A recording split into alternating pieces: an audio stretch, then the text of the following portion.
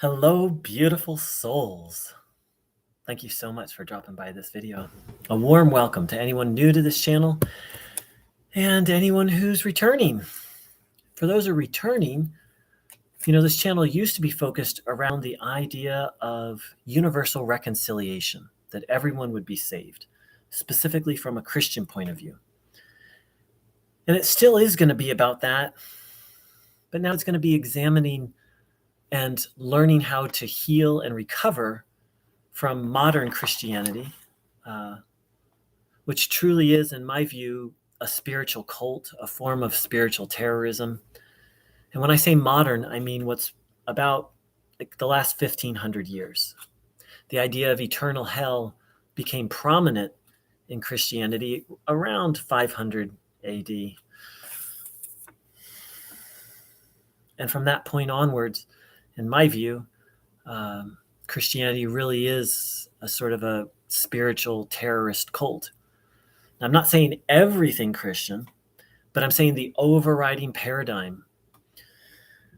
And so today, what I'd like to talk about is actually the fundamental paradigm. And the fundamental paradigm in the view of eternal hell, or in the view of destruction. Some Christians believe you either go to heaven or you are in hell for eternity, or the majority of Christians today. You go to heaven forever or you go to hell forever, or you go to heaven forever or you're destroyed. And that's like the end of you forever. That's the predominant view. I'm happy to say that's shifting. More and more people are becoming open to the idea of universal reconciliation. But that paradigm is truly based in terror, wrath, and insanity. I can't decide whether to say insanity or repulsive injustice. So let's talk about repulsive injustice. So, the criminal justice system is based on the idea, like, if, hey, you steal something, you spend a year in jail. If it's something really big, then you spend 5 years in jail. If it's very small, maybe you spend a month. I'm just kind of making these up, but I hope you. The idea is when harm is done, to try and create some kind of balance. That's our idea of justice. That when harm is done, there needs to be an equal and opposite reaction. It's a little arbitrary. It's very arbitrary in human terms to try and say, okay, well, a theft of something that's $1,000 is equivalent to 9 months in jail. It's very arbitrary, but that's the intention, right? And so if you steal a package of bubble gum, you don't get the death sentence, right? But if you murder 100 people, you don't get 1 hour of community service. So that's the idea of justice, is creating equality between the harm caused and the punishment. So, and it would be a repulsive form of injustice for someone to steal one piece of bubble gum and get the death sentence, just as it would be a repulsive form of injustice for someone to kill 100 people and then get 1 hour of community service. So the idea of eternal hell or eternal destruction is 1,000 times worse than those two examples, especially from the Christian point of view, when the primary sin in Christianity wasn't even committed by us. It was committed by Adam and Eve. So the idea that we would get some form of eternal punishment, whether it's hell or destruction, for something that somebody else did, is repugnant. To even get one iota of get 1 ounce of punishment for someone else's crime is very unfair. But the idea of an eternal of eternal punishment is beyond repulsive injustice. It's insanity. It's absolute insanity. And so part of this is then tied into, I said the fundamental paradigm of modern Christianity and modern Islam is terror, wrath, and either insanity or repugnant injustice. So let's look at the terror. So the God of the Jewish Bible, and the Christians call it the Old Testament, which I find that odd, so that's why I just call it the Jewish Bible, is that God is not, God as presented there is not the most rational, kind, fair. God changes God's mind often.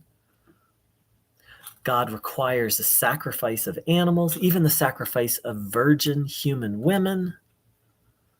One of God's prophets gets insulted, so God sends wild animals to kill children who just made fun of a prophet. Endorses slavery, endorses selling your daughter, all sorts of horrible things. As I mentioned, punishes all of us for the sins of two people, but then also kills almost everyone on the planet because they're disobedient. So the image and the moral character of this God is horrific. And if that were God, then fear would be a reasonable response. And of course, there's that verse that says the beginning of wisdom is the fear of, it's translated the Lord. It actually says fear of Yehovah or Yad-Heh-Vah-Heh, the primary Hebrew name for God. So if that's how God behaves, then yes, then fear and terror are not only appropriate, but really necessary, because we're basically dealing with an omnipotent lunatic.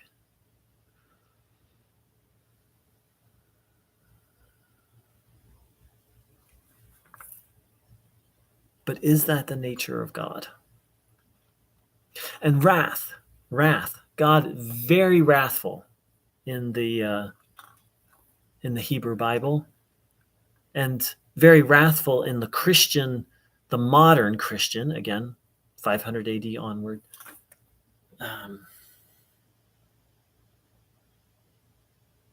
Interpretation. Wrathful. Don't accept my son in this life. Eternal punishment. Nothing says wrath like an eternal punishment.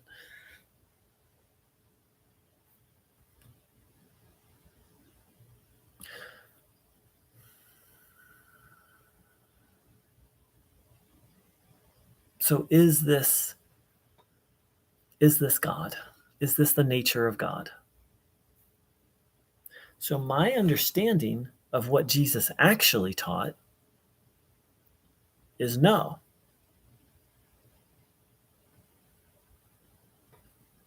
It's summed up. My belief is that God is love.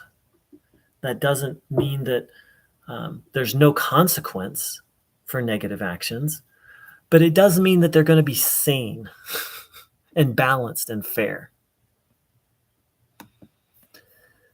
I'm looking something up.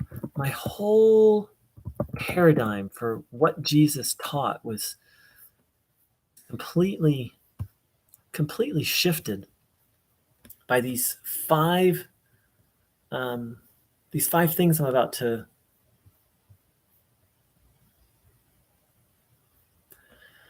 read to you.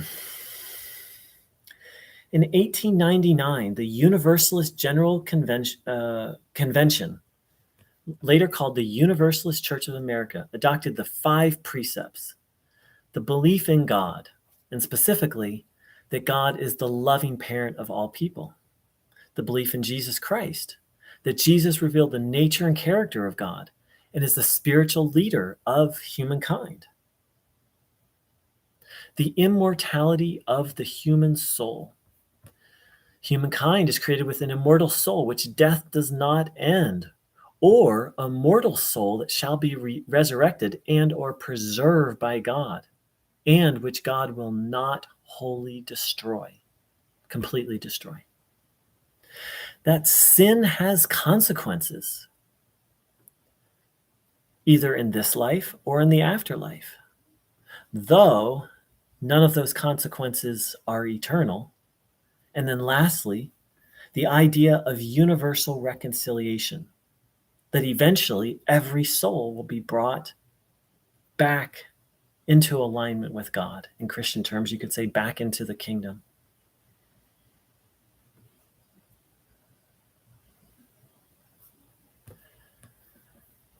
When I read those, and that was from the Wikipedia article on Christian Universalism. Now, when I read those, I felt like those simple statements were fundamental truths I'd been looking for my whole life. And they answered so many questions, primarily the question of what did Jesus actually teach? Because there's this war going on this planet and in many of our souls, even in my own soul, which I very strongly believe in the things I tell you, but that doesn't mean I don't have doubts and that fears don't arise sometime. And I say that that war is about what is the fundamental nature of reality? Is it worthy of fear or is it worthy of love? Is it something that should inspire terror, something that's wrathful, something that is grotesquely unjust or disgustingly unjust and or insane? Or is it of such a nature that it shouldn't does, when you know it, inspire love and trust? Is its nature fundamentally forgiving and fair? And is it rational? Not rational like, like only logical, but is it coherent? And is it congruent with itself? So I believe that each one of us is and those who are drawn to the idea of universal reconciliation, those who are questioning it, who are struggling with it, I think we're all struggling with the idea of, is God, is reality trustworthy or not? It's my contention that the image of God that we've been given, I'm speaking mostly here of Christianity, though you see a lot of it in Islam as well. The image we've been getting for the last 1,500 years is that God's a terrorist. The worst terrorist that ever has been. The most homicidal maniac that makes Hitler look like a saint.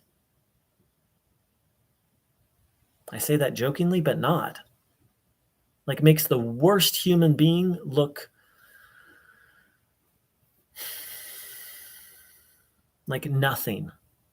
Maybe doesn't make him look like a saint.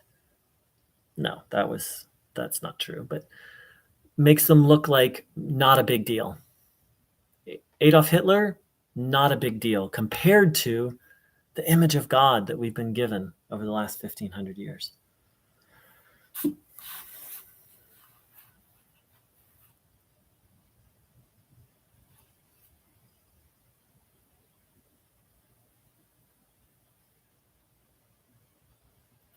So that's all I have for today. And the thing is, you can read all the books there are. You can listen to every teacher, preacher, But it's got to come from, ultimately, in the end, it's got to come from the inside. It's a quest and a journey for a sense of knowing. And as human beings, we can't actually fully know. So that's where the leap of faith comes in. That's where trust comes in. People say, I have faith, da da da da da, but what they usually mean is, I believe. I have this mental idea. Faith is trust. Like, I trust that the sun's going to rise tomorrow. I trust that my friend is going to treat me kindly. I don't think about it. I just trust it. I act as if, with no proof. I have no proof how my friend is going to treat me the next time I connect with her. I have no proof the sun's going to rise, but I trust it. And yes, I have logical reasons to think those things, but that's not how I, when I plan tomorrow, I don't think, oh, the sun is going to rise. I just trust it. When I reach out to connect with my friend, I don't think, oh, she'll treat me nicely. I just trust it from my insides, from my guts, from my bones.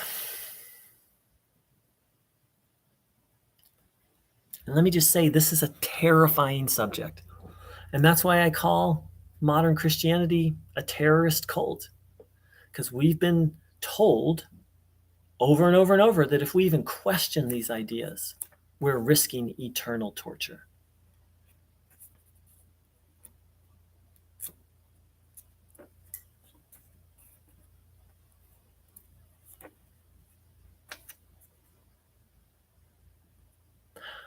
I believe in the parable of the Good Shepherd, for whom 99 out of 100 is not enough.